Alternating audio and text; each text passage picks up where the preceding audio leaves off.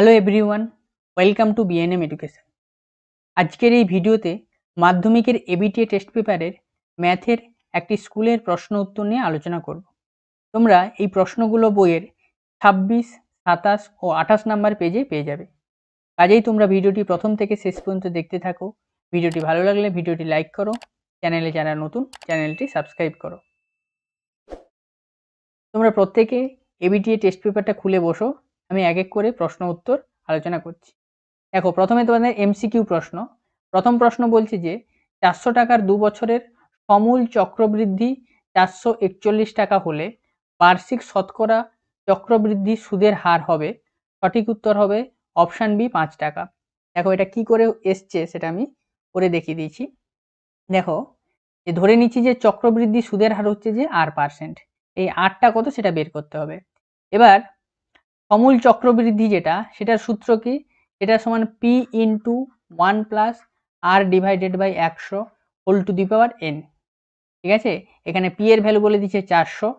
ঠিক আছে, তাহলে প্রত্যেকের ভ্যালু আমরা বসিয়ে দিয়েছি, আর এন এর ভ্যালু কত বলে দিয়েছে? 2 বলে দিয়েছে। তাহলে 400 into 1 plus R divided by 100 এর হোল স্কোয়ার, এটা সমান কত বলে দিচ্ছে? 441। এবার এই সমীকরণ আমরা যদি সমাধান করি তাহলে আর এর মান কত পাচ্ছি? আমরা 5% পেয়ে যাচ্ছি। এর পরের প্রশ্ন দেখো, 2 এর দাগের বলছে যে একটা অনুপাত বলে দিচ্ছে xy is to Z square, comma yz is to X square ও zx is to Y square এর যৌগিক অনুপাতটি হলো। সঠিক উত্তর হবে অপশান এ সামান্যুপাত। দেখো এটা কি করে এসছে, দেখো করে দেখিয়েছি। দেখো এই হচ্ছে প্রত্যেকটা অনুপাত। প্রত্যেকটা অনুপাতের যে পূর্বপদ সেটা হচ্ছে যে আমরা গুণ করে নিয়েছি, ইজ টু যে পরপদ সেটাও গুণ করে নিয়েছি। তাহলে আমরা গুণ করে কি পাচ্ছি? যে X square Y square Z square is to X square Y square Z square, অর্থাৎ এটা সমান আমরা কি পাচ্ছি? 1:1, অর্থাৎ এটা তাহলে কি একটা সামান্যুপাত। এরপরে প্রশ্ন দেখো যে 3, একটা জ্যামিতি বলেছে যে এ ও বি বৃত্তের ব্যাস, সি হচ্ছে যে বৃত্তটির পরিধির উপর যে কোনো একটি বিন্দু, এসি বলে দিয়েছে 3 সেন্টিমিটার, বিসি বলে দিয়েছে 4 সেন্টিমিটার হলে এবি এর দৈর্ঘ্য হবে। এটা সঠিক উত্তর হবে অপশান ডি 5 সেন্টিমিটার। দেখো এটা কি করে এসছে, দেখো করে দেখানো হয়েছে। ছবিটা দেখো, তোমরা অঙ্কের সাথে ছবিটা ভালো করে ম্যাচ করো। যে এ ও বি বলে দিচ্ছে বৃত্তের ব্যাস, আর সি বলে দিচ্ছে যে পরিধির উপর একটা বিন্দু। তাহলে আমরা কি বলবো? যে এসিবি হচ্ছে যে একটা অর্ধবৃত্তস্থ কোণ। আমরা জানি অর্ধবৃত্তস্থ কোণ হচ্ছে যে 90 ডিগ্রি। তাহলে এখান থেকে আমরা কি বলবো? এসিবি একটা হচ্ছে যে সমকোণী ত্রিভুজ। এবার সমকোণী ত্রিভুজের ক্ষেত্রে আমরা পিথাগোরাসের সূত্রটা লাগাবো, যে অতিভুজের স্কোয়ার সমান লম্ব স্কোয়ার প্লাস ভূমি স্কোয়ার, অর্থাৎ এবি স্কোয়ার সমান AC square plus BC square. এখানে আমরা এসি আর বিসি এর ভ্যালু বসিয়ে দিয়ে আমরা এবি এর মান পেয়ে যাব, অর্থাৎ যে ব্যাস যেটা সেটা কত পেয়ে যাচ্ছি আমরা? 5 সেন্টিমিটার। এর পরের প্রশ্ন বলছে যে π/12 রেডিয়ানের মান, এটা হবে অপশান বি 15 ডিগ্রি। দেখো এটা কি করে এসছে, দেখো যে π/12 রেডিয়ান সমান যে 180 ডিভাইডেড বাই 12, এটা সমান কত পাচ্ছি আমরা? 15 ডিগ্রি। এরপরের প্রশ্ন দেখো, 5 এর দাগের প্রশ্ন বলছে যে একটি লম্ববৃত্তাকার শঙ্কুর ব্যাসার্ধ আর উচ্চতা এইচ হলে এইচ, যেখানে এইচ সমান বলে দিচ্ছে যে 2r, তাহলে এবার বের করতে বলেছে যে শঙ্কুটির আয়তন। সঠিক উত্তর হবে অপশান বি 2/3 পাই আর কিউব। দেখো কি করে হচ্ছে, দেখো যে শঙ্কুর ব্যাসার্ধ বলে দিচ্ছে আর, উচ্চতা এইচ বলে দিচ্ছে কত? 2r। তাহলে শঙ্কুর আয়তন আমরা কি জানি? 1/3 পাই শঙ্কুর আয়তন 1/3 পাই আর স্কোয়ার এইচ, আর এইচ এর মান কত আমরা জানি? 2r বসিয়ে দিয়ে আমরা পাচ্ছি 2/3 পাই আর কিউব। এরপরের প্রশ্ন দেখো, 6 এর দাগের প্রশ্ন বলছে যে বিরাট কোহলির কোনো এক দিবসীয় সিরিজে 5 ইনিংসের রান সংখ্যা যথাক্রমে 52, 2, 32, 56, 87 হলে রান সংখ্যার মধ্যমা হলো।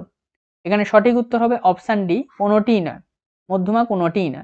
দেখো আমরা মধ্যমা কি করে নির্ণয় করব? যে কটি রান সংখ্যা বলেছে, যে কটি ডেটা বলে দিয়েছে, সেখান থেকে আমরা মধ্যমা কি করে নির্ণয় করব?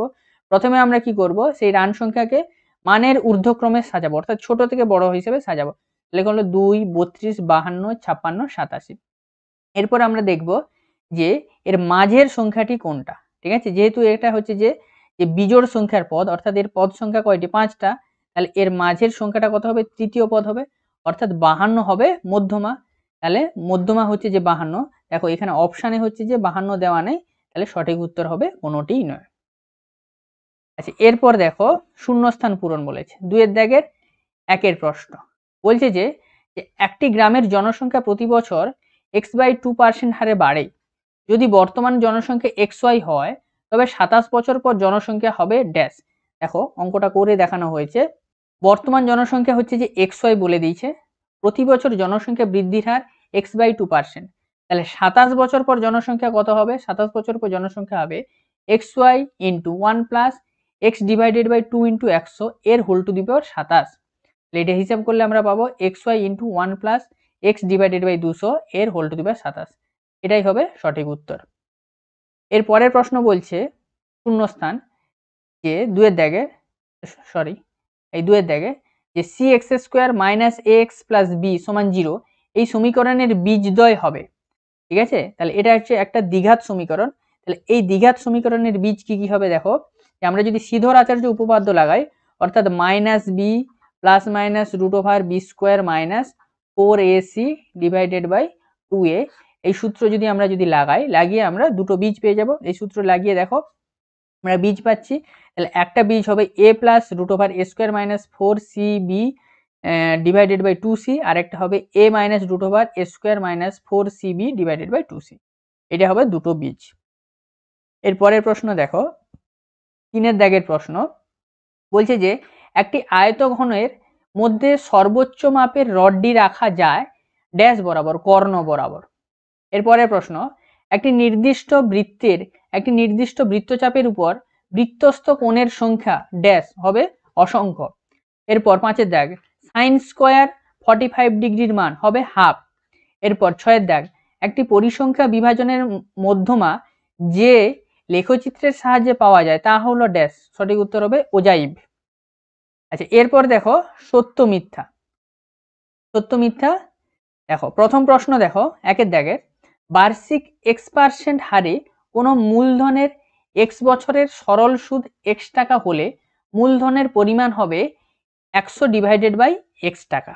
দেখো অঙ্কটা করে দেখানো হয়েছে, মূলধনের পরিমাণ কত হবে সেটা করে দেখানো হয়েছে। দেখো অঙ্কটা দেখো, প্রথমে ধরে নিয়েছি মূলধন সমান p টাকা। এবার p টাকার বার্ষিক x% হারে x বছরের সরল সুদ হবে px into x divided by 100 টাকা, অর্থাৎ px², অর্থাৎ এটা যদি হিসাব করি px² ডিভাইডেড বাই 100 এত টাকা। এটা হচ্ছে যে সুদ হবে। এবার এই সুদের মান কত বলে দিচ্ছে? x বলে দিয়েছে, তাহলে px² ডিভাইডেড বাই 100 সমান x। এখান থেকে আমরা যদি হিসাব করি p সমান আমরা কি পেয়ে যাচ্ছি যে 100 ডিভাইডেড বাই x, অর্থাৎ যেটা হচ্ছে যে মূলধন, সেই মূলধন হচ্ছে যে 100 ডিভাইডেড বাই x টাকা। এটাই হচ্ছে যে বলেছে প্রশ্নে, অর্থাৎ এই বিবৃতিটা হচ্ছে যে সত্য।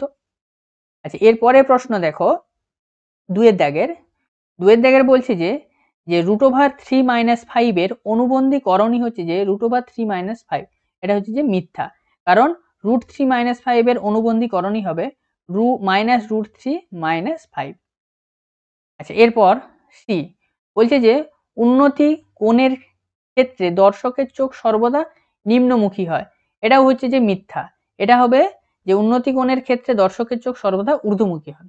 এরপর একটি লম্ববৃত্তাকার শঙ্কুর আয়তন একটি লম্ববৃত্তাকার চোঙের আয়তনের 3 গুণ হবে। এটাও হচ্ছে যে মিথ্যা, কারণ এটা উল্টোটা হবে। এটা হবে সত্যটা কি, যে লম্ববৃত্তাকার চোঙের আয়তন লম্ববৃত্তাকার শঙ্কুর আয়তনের 3 গুণ হবে। তাহলে এটাও হচ্ছে যে মিথ্যা।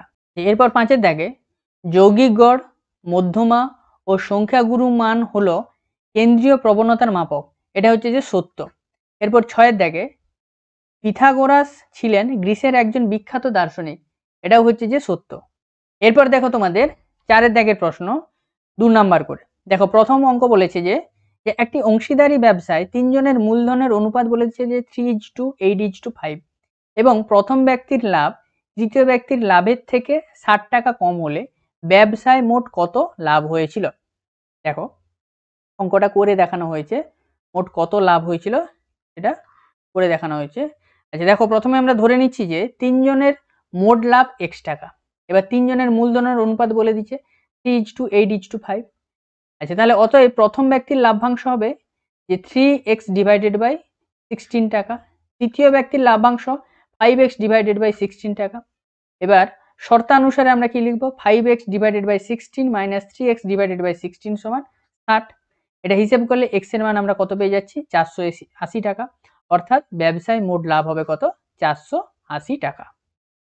এরপর দেখো 2 দাগের প্রশ্ন। 2 দাগের প্রশ্ন কি বলছে, যে বার্ষিক 10% চক্রবৃদ্ধি সুদের হারে কত বছরে 4000 টাকায় সমূল চক্রবৃদ্ধি 5324 টাকা হবে। দেখো অঙ্কটা দেখো, আমি ধরে নিচ্ছি যে কি বছরে 10% চক্রবৃদ্ধি সুদের হারে 4000 টাকার সমূল চক্রবৃদ্ধি 5324 টাকা হবে। প্রথমে এই 4000 টাকার কি বছরে 10% চক্রবৃদ্ধি সুদের হারে যে সমূল চক্রবৃদ্ধিটা কত হবে সেটা আমরা বের করেছি, সেটা হবে কত, 4000 ইন্টু 1 প্লাস 10 ডিভাইডেড বাই 100 এর হোল টু দি পাওয়ার টি। আর এটা সমান কত বলে দিয়েছে, 5324। এবার এটা যদি আমরা হিসেব করি, হিসেব করে আমরা টি কত পাচ্ছি, 3। অর্থাৎ 3 বছরে যে চক্রবৃদ্ধি সেটা হবে 5324 টাকা। আচ্ছা, এর পরের প্রশ্ন 3 দাগের প্রশ্ন বলছে যে শুদ্ধ দ্বিঘাতকরণী ও মিশ্র দ্বিঘাতকরণী কাহাকে বলে। আচ্ছা, এটা আর আমি আর লিখছি না, এটা তোমরা বইতে পেয়ে যাবে, এই সংখ্যাগুলো বইতে পেয়ে যাবে। এরপর 4 দাগের প্রশ্ন বলছে যে p(x² + qx + r) = 0 এই সমীকরণটির একটি বীজ অপরটির দ্বিগুণ হলে প্রমাণ করো যে 2q² = 9pr। দেখো এই প্রমাণটা আমি করে দেখিয়েছি। প্রথমে আমাদের কি করতে হবে, যে দুটো বীজ হচ্ছে যে আমাদের বের করতে হবে। প্রথমে ধরে নিচ্ছি যে একটা বীজ হচ্ছে যে m। আচ্ছা, অপর বীজটা তাহলে কি হবে, শর্তানুসারে 2m হবে। এবার এই দুটো বীজের যোগফল আমরা কি জানি এই সমীকরণ থেকে, যে -q/p হবে। তাহলে এখান থেকে 3m সমান -q/p, অর্থাৎ m সমান আমরা কি পেয়ে যাচ্ছি, -q/3p। একই রকম ভাবে দুটো বীজের গুণফল আমরা এই সমীকরণ থেকে কি লিখবো, যে r/p। তাহলে অর্থাৎ 2m × r সমান r/p, তাহলে 2m² সমান r/p। অর্থাৎ এখান থেকে আমরা m এর ভ্যালু যদি বসে দেই তাহলে আমরা কি পেয়ে যাচ্ছি, যে 2q² সমান 9pr। এটাই আমাদের প্রমাণ করতে বলছে, অর্থাৎ এটা প্রমাণিত হলো। 5 দাগের প্রশ্ন বলছে যে একটা জ্যামিতি বলেছে যে ত্রিভুজ ABC ও ত্রিভুজ DEF এর এ কোণ ই কোণ সমান 40 ডিগ্রি। আর দুটো বাহুর অনুপাত বলে দিচ্ছে যে AB = ED সমান AC = EF, এবং বলে দিচ্ছে যে কোণ F সমান বলে দিচ্ছে যে 65 ডিগ্রি হলে কোণ B এর মান কত হবে। দেখো অঙ্কটা কিভাবে করতে হয়, দেখো করানো হয়েছে। এই দুটো ত্রিভুজ বলে দিয়েছে যে ABC ত্রিভুজ আর হচ্ছে যে ত্রিভুজ DEF ত্রিভুজ। এবার এই দুটো ত্রিভুজের দুটো কোণ সমান এ কোণ সমান ই কোণ সমান কত বলে দিয়েছে, 40 ডিগ্রি। এবার দুটো বাহুর অনুপাত সমান AB/ED সমান AC/EF। যেহেতু এই দুটো বাহুর অনুপাত সমান, একটা কোণ সমান, তার জন্য আমরা কি বলবো, দুটো ত্রিভুজ হচ্ছে যে সদৃশ্যকোণী ত্রিভুজ। এখান থেকে দেখো দুটো ত্রিভুজ সদৃশ্যকোণী ত্রিভুজ, এখান থেকে দেখো F কোণ সমান কত বলে দিয়েছে, 65 ডিগ্রি বলে দিয়েছে। তাহলে F কোণ যেহেতু 65 ডিগ্রি, তাহলে এর হচ্ছে যে একই রকম ভাবে অনুরূপ কোণ কত হবে, সি কোণ হবে। তাহলে সি কোণ কত হবে, 65 ডিগ্রি হবে। তাহলে সি কোণ 65 ডিগ্রি, এ কোণ 40 ডিগ্রি, তাহলে বি কোণ কত হবে, 180 ডিগ্রি মাইনাস 65 প্লাস 40। এখান থেকে আমরা কত পেয়ে যাচ্ছি, 75 ডিগ্রি। এরপর দেখো 6 দাগের প্রশ্ন। 6 দাগের প্রশ্ন কি বলছে যে একটা ত্রিভুজের পরিবৃত্তের কেন্দ্র হারিয়ে গেছে, তুমি সেটাকে কিভাবে পুনরুদ্ধার করবে। দেখো ত্রিভুজের পরিবৃত্তের কেন্দ্র আমরা কি করে পাই, যে ত্রিভুজের 3টে বাহুর আমরা যদি সমদ্বিখণ্ডক অঙ্কন করি, এই ত্রিভুজ ধরলাম, 3টে বাহুর সমদ্বিখণ্ডক, এই ধরলাম এই একটা সমদ্বিখণ্ডক, এই সমদ্বিখণ্ডক, এই সমদ্বিখণ্ডক, এই 3টে বাহুর সমদ্বিখণ্ডক যে বিন্দুতে ছেদ করবে সেটাকে আমরা কি বলবো, যে ত্রিভুজের হচ্ছে যে পরিবৃত্তের কেন্দ্র। অর্থাৎ এক্ষেত্রে আমাদের কি করতে হবে, যদি পরিবৃত্তের কেন্দ্র যদি হারিয়ে যায় তাহলে আমাদের কি করতে হবে, যে কোনো দুটো বাহুর সমদ্বিখণ্ডক আমাদের অঙ্কন করতে হবে। সেই দুটো সমদ্বিখণ্ডক যে বিন্দুতে ছেদ করবে সেটাই কি হবে, যে ওই পরিবৃত্তের কেন্দ্র। বোঝা গেছে, যে কোনো দুটো বাহুর, ত্রিভুজের যে কোনো দুটি বাহুর আমাদের কি করতে হবে, সমদ্বিখণ্ডক অঙ্কন করতে হবে। সেই সমদ্বিখণ্ডক দুটি যে বিন্দুতে ছেদ করবে সেটাই কি হবে, যে পরিবৃত্তের কেন্দ্র। আচ্ছা দেখো এরপর দেখো 7 দাগের প্রশ্ন, x cos θ = 5, y cot θ = 7 হলে প্রমাণ করতে বলছে যে x² / 25 - Y square divided by 49 সমান 1। দেখো অঙ্কটা করে দেখানো হয়েছে। আচ্ছা এক্স কস থিটা সমান 5 হলে এখান থেকে আমরা কি পেয়ে যাব, সেক থিটা সমান এক্স বাই 5। একই রকম ভাবে ওয়াই কট থিটা সমান 7 হলে ট্যান থিটা সমান ওয়াই বাই 7 হবে। আচ্ছা এবার দেখো আমরা যে এই উভয়কে বর্গ করে নিচ্ছি, 1 নম্বর সমীকরণ 2 নম্বর সমীকরণকে বর্গ করে নিয়ে আমরা 1 নম্বর থেকে 2 নম্বরে আমরা যদি বিয়োগ করি তাহলে কি পেয়ে যাচ্ছি, sec square theta minus tan square theta সমান আমরা কি পেয়ে যাচ্ছি, X square divided by 25 minus Y square divided by 49। আর আমরা কি জানি, sec square theta minus tan square theta সমান 1, তাহলে আমরা কি পেয়ে যাচ্ছি যে X square divided by 25 minus Y square divided by 40 সমান 49 সমান কি পেয়ে যাচ্ছি আমরা 1, অর্থাৎ এটা প্রমাণিত হলো। আচ্ছা এর পরের প্রশ্ন 7 দাগের প্রশ্ন দেখো, সরি 7 দাগ নয় 8 দাগের প্রশ্ন। একটা ত্রিভুজের 3টি কোণের অনুপাত বলে দিচ্ছে 2:3 3:4 হলে ত্রিভুজটির ক্ষুদ্রতম কোণের বৃত্তীয় মান নির্ণয় করো। প্রথমে আমরা ত্রিভুজটির ক্ষুদ্রতম কোণের মান বের করব, এখান থেকে সেই কোণকে আমরা বৃত্তীয় মানে কনভার্ট করব। দেখো আমরা ধরে নিচ্ছি যে ত্রিভুজের 3টি কোণের মান 2x 3x 4x, তাহলে অতএব শর্তানুসারে আমরা কি লিখবো যে 2x + 3x + 4x মান 180 ডিগ্রি। এখান থেকে x এর মান কত পেয়ে যাচ্ছে আমরা 20 ডিগ্রি। তাহলে ক্ষুদ্রতম কোণটি কত হবে 2x, তাহলে 2 × 20 অর্থাৎ 40 ডিগ্রি। এবার এই 40 ডিগ্রির বৃত্তীয় মান কি করে পাবো, একে আমরা কি করব যে পাই ডিভাইডেড বাই 180 দিয়ে আমরা গুণ করব। তাহলে এখানে এটা করে আমরা কি পেয়ে যাচ্ছি যে 2 পাই ডিভাইডেড বাই 9 এত রেডিয়ান। ঠিক আছে, তাহলে 40 ডিগ্রির হচ্ছে যে বৃত্তীয় মান হবে কত, যে 2 পাই ডিভাইডেড বাই 9 এত রেডিয়ান। এরপর দেখো 9 দাগের প্রশ্ন। 9 দাগের প্রশ্ন কি বলছে, যে একটি নিরেট গোলকের বক্রতলের ক্ষেত্রফল উহার আয়তনের সাংখ্যমানের 3 গুণ হলে গোলকটির ব্যাসার্ধের দৈর্ঘ্য নির্ণয় করো। প্রথমে আমি ধরে নিচ্ছি যে গোলকটির ব্যাসার্ধ r একক। এবার শর্তানুসারে আমরা কি লিখব যে 4 পাই r স্কয়ার সমান 4/3 পাই r³ ইনটু 3। এটা বলে দিয়েছে যে গোলকটির হচ্ছে যে বক্রতলের যে ক্ষেত্রফল, সেই ক্ষেত্রফল বক্রতলের ক্ষেত্রফল কত 4 পাই r স্কয়ার। এটা কি যে গোলকটির যে আয়তন তার হচ্ছে যে 3 গুণ।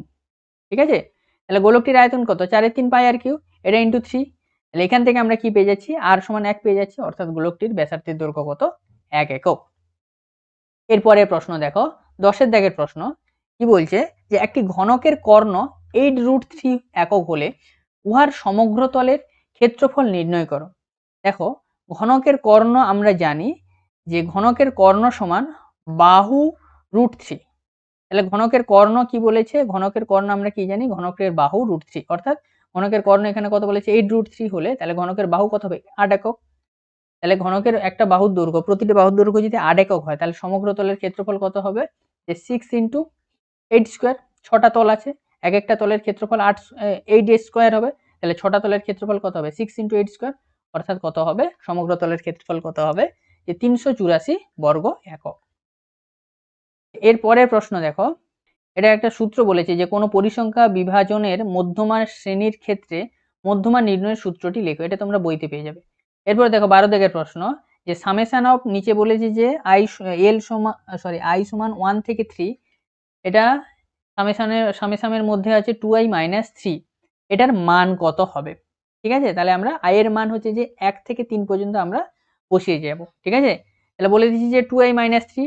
প্রথমে দেখো আমরা i এর ভ্যালু আমরা i এর জায়গায় আমরা 1 বসাবো, তাহলে 2 × 1 - 3 প্লাস আবার i এর জায়গায় 2 বসাবো, 2 × 2 - 3, তারপরে আবার i এর জায়গায় 3 বসাবো, 2 × 3 - 3। তাহলে এটা যদি আমরা হিসাব করি, হিসাব করে আমরা কত পাচ্ছি, যে 3 পাচ্ছি। আজকের ভিডিও এই পর্যন্ত। এর পরের ভিডিওতে আবার নতুন একটা স্কুলের প্রশ্ন উত্তর নিয়ে আলোচনা করব। ভালো থাকো, সুস্থ থাকো, অনেক অনেক ধন্যবাদ।